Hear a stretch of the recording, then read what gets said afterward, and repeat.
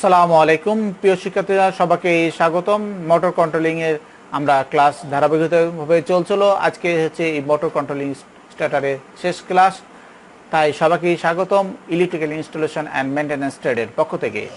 আজকের ক্লাসে প্রেজেন্টেশন হিসাবে আমি মোহাম্মদ আকবর কবির, প্রশিক্ষক electrical installation and maintenance trade. বর্তমানে আমি ইউসেফ রাজশাহী টেকনিক্যাল স্কুলে কর্মরত অবস্থায় আছি, তাই ক্লাস শুরু করছি। গত ক্লাসে আমরা কি শিখেছিলাম? গত ক্লাসে আমরা শিখেছিলাম অটোমেটিক স্টার্ট ডেল্টা স্টার্টার। আমরা একটি মোটরকে স্টার্ট থেকে ডেল্টাতে কিভাবে রূপান্তর করতে হয় সেই সম্পর্কে আমরা গত ক্লাসে জেনেছি। তাহলে আজকের ক্লাসে আমরা কি শিখব? আজকে আমরা শিখব হচ্ছে অটো ট্রান্সফার সুইচ, শিখব হচ্ছে অটো ট্রান্সফার স্টার্টার, আরও শিখব হচ্ছে প্রাইমারি রেজিস্ট্যান্স স্টার্টার, শিখব হচ্ছে প্রোগ্রামেবল লজিক কন্ট্রোল, আরও শিখব হচ্ছে এলটি প্যানেল বোর্ড সম্পর্কে। আমরা এইগুলো কি, সেইগুলো আমরা এই স্টার্টারগুলো কি বা এই জিনিসগুলো কি সেই সম্পর্কে জানব।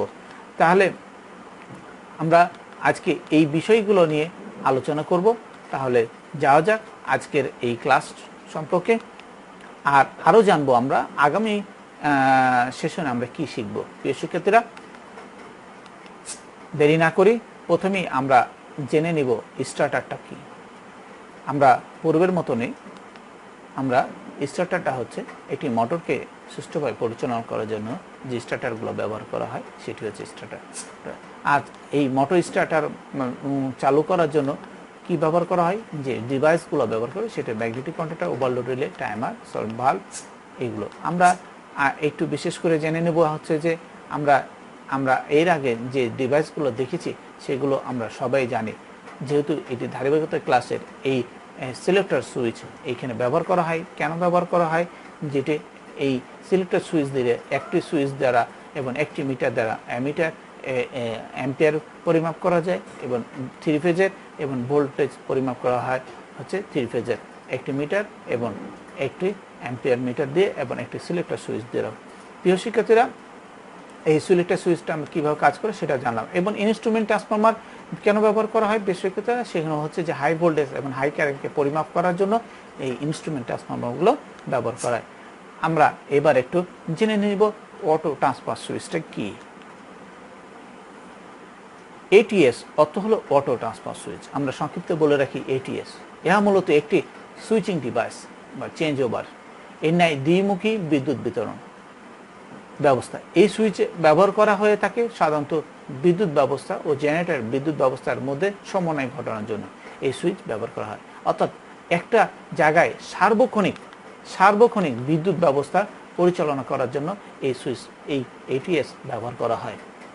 অর্থাৎ আমরা যদি মনে রাখি, যদি হাসপাতালে হয়, যদি কোনো একটি অপারেশন চলে, সেই অপারেশন চলা অবস্থায় যদি কারেন্ট চলে যায় তাহলে কি অবস্থা হবে?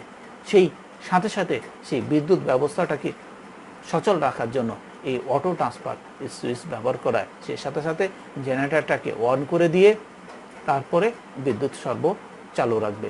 প্রিয় শিক্ষার্থীরা, আবার যখন বিদ্যুৎ আসবে তখন আবার সে কী করবে? জেনারেটর অফ করে দিয়ে পিডিবিতে রূপান্তর করবে। এই হচ্ছে এটিএস এর কাজ। এবার আমরা জানবো হচ্ছে অটো ট্রান্সফার স্টার্টার। মোটরের স্টার্টিং কারেন্ট কমানোর জন্য থ্রি ফেজ অটো ট্রান্সফার ব্যবহার করা হয় বলে ভোল্টেজ কমিয়ে মোটরের সরবরাহ দেওয়া হয়। কম ভোল্টেজ সরবরাহ পাওয়ার মোটর কম কারেন্ট গ্রহণ করে স্টার্ট নেয়। স্টার্টিং কারেন্ট কম রেখে মোটর স্টার্ট করার জন্য অটো ট্রান্সফার ব্যবহার করা হয় বলে একে অটো ট্রান্সফার স্টার্টার বলে। প্রিয় শিক্ষার্থীরা, আমরা এই অটো ট্রান্সফার স্টার্টার সম্পর্কে একটু জানলাম। এবার জানবো হচ্ছে প্রাইমারি স্টার্টার। এই স্টার্টারের সাহায্যে মোটর স্টার্টিং এর সময় মোটরের প্রতিটি স্টার্টারের কয়েল সিরিজে রেজিস্ট্যান্স যুক্ত করা হয়। রেজিস্ট্যান্সের ফলে মোটরের টার্মিনাল আরোপিত ভোল্টেজকে কমানো যায়।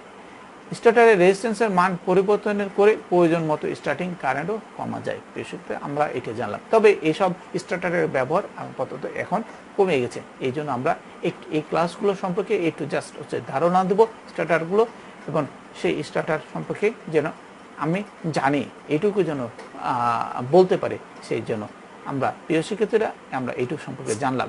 এবার আমরা জানবো হচ্ছে প্রোগ্রামেবল লজিক কন্ট্রোল, যেটা আস্তে আস্তে এই আধুনিকতার যুগে তাল মিলিয়ে এটি এগিয়ে চলছে এবং এর কাজের নির্ভুলতা অনেক বেশি।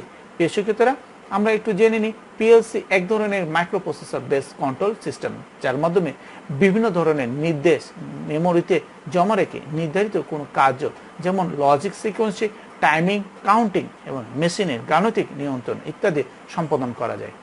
এটি বিভিন্ন নির্দেশ সম্বলিত প্রোগ্রামকে মেমোরিতে জমা রাখতে পারে, যা প্রয়োজনে ব্যবহার করে নির্দিষ্ট কাজ সম্পাদন করে।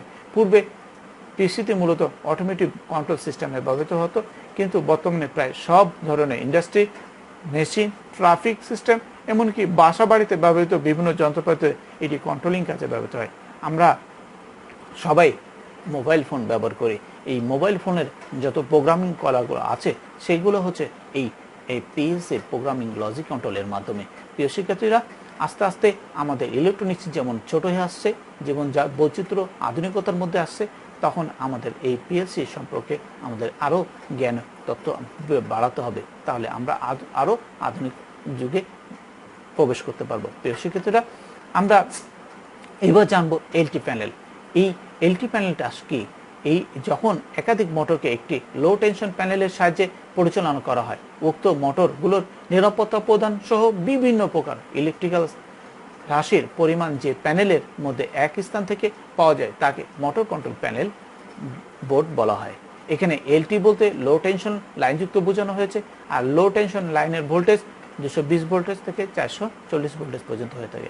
একটি মোটর কন্ট্রোলে এলটি প্যানেল বোর্ড সাধারণত এটি স্টার্টারগুলো ব্যবহার হতো, মানে এই এলটি প্যানেলগুলোতে যে স্টার্টারগুলো ব্যবহার হয় সেটি হচ্ছে direct online starter, automatic reverse power starter, তারপরে হচ্ছে automatic styler starter, reverse power starter. প্রিয় শিক্ষার্থীরা, এই এলটি প্যানেল বোর্ডের যেসব সার্কিটগুলো থাকে সেটা হচ্ছে পাওয়ার সার্কিটের হতে পারে mains power circuit, sub power circuit, console circuit হচ্ছে স্টার্ট কন্ট্রোল সার্কিট বা মনিটরিং প্যানেল সার্কিট, অর্থাৎ কিছু স্টার্ট করবে, কেউ মনিটরিং করবে, যেসব সার্কিটগুলো এখানে এই প্যানেল বোর্ডে, যা আমরা এই ছবিগুলো দেখে বুঝতে পারছি এখানে কি জিনিসপত্র আছে। তবে আমাদের এখানে ভয় করার কিছু নেই। আমরা ডল স্টার্টার করতে জানি, আমরা ফরওয়ার্ড রিভার্স স্টার্টার করতে জানি, আমরা অটোমেটিক স্টার্টার করতে জানি। এইগুলো যদি আমরা একটি প্যানেল বোর্ডে ধারাবাহিকতাভাবে আমরা সাজাই, তাহলে এটি একটি প্যানেল বোর্ডে রূপান্তর হবে। শিক্ষার্থীরা, এই প্যানেল বোর্ড সম্পর্কে আমরা জানলাম। এবার আমরা আজকে তাহলে কি শিখলাম? আজকে আমরা শিখলাম হচ্ছে অটো ট্রান্সফার সুইচ স্টার্টার সম্পর্কে জানতে পারলাম। আজকে আমরা জানতে পারলাম অটো ট্রান্সফার স্টার্টার সম্পর্কে, তা জানতে পারলাম।